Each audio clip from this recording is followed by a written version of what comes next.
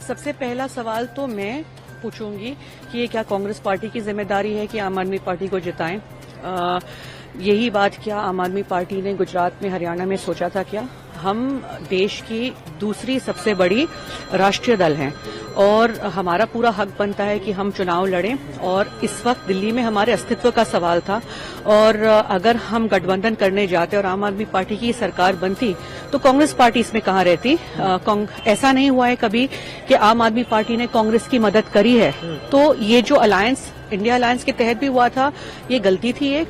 और आगे जाके भी मैं कहना चाहूंगी कि अगर सारे राष्ट्रीय दल यही कहना चाहते हैं कि कांग्रेस पार्टी ही हमेशा सैक्रिफाइस करे तो इस बात पे मैं यकीन नहीं करती हूँ, बिल्कुल भी नहीं। कांग्रेस पार्टी मजबूती से हर चुनाव लड़ेगी और शायद अब इन दलों को यकीन हो जाना चाहिए कि बिना कांग्रेस पार्टी के आप भी नहीं जीत सकते। क्या इंडिया अलायंस के अंदर अभी अरविंद केजरीवाल को पिक्चर में रहना चाहिए जिस हिसाब से कांग्रेस और आम आदमी पार्टी के बीच में चीजें चल रही हैं? देखिए, ये तो अलायंस तय करेगा, पर कुछ वक्त पहले अगर आपने देखा था तो अरविंद केजरीवाल जी कह रहे थे कि कांग्रेस पार्टी को ही इंडिया अलायंस से निकाल दें। तो ये सब बातें सही नहीं है।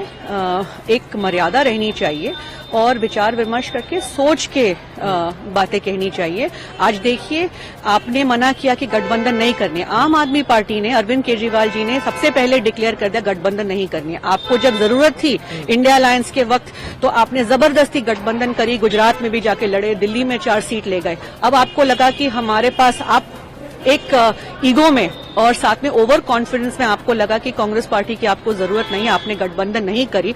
आज आप देखिए, तो मैं ये बताना चाहूंगी जी, बेशक कांग्रेस पार्टी जीरो पे है और हमें इस पे विचार विमर्श करना चाहिए कि क्यों जनता का भरोसा हम लोग वापस जीत नहीं पा रहे हैं।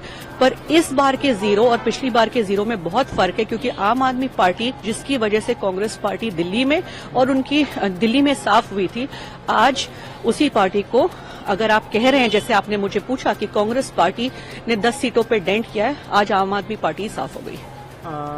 मुस्तफाबाद की जो अभी विधायक जी, बने, वो अब नाम बदलने की बात कर रहे हैं। मुस्तफाबाद के कह रहे हैं कि शिवपुरी या शुभ बिहार रखा जाएगा।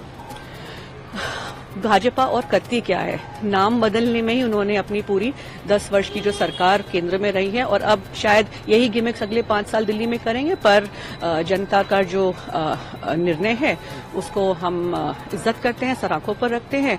अब जनता देखेगी और फैसला करेगी। जिस तरीके से जनता ने अपनी आंखें खोली, 10 वर्ष में आम आदमी पार्टी ने सिर्फ धकोसला फ्रॉड किया है।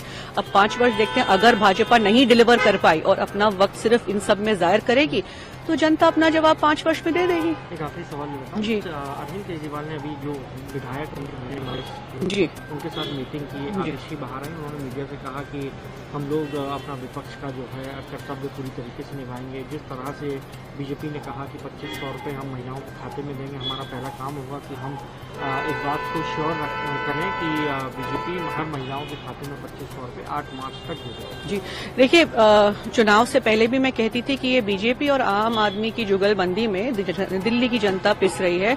तो अगर विपक्ष में इनके 22 लोग भी होंगे, नाक में दम जरूर करेंगे भाजपा का। तो अब देखना चाहेंगे कि रोल रिवर्सल कैसे चलने वाला है और दिल्ली का इसमें कितना फायदा होगा।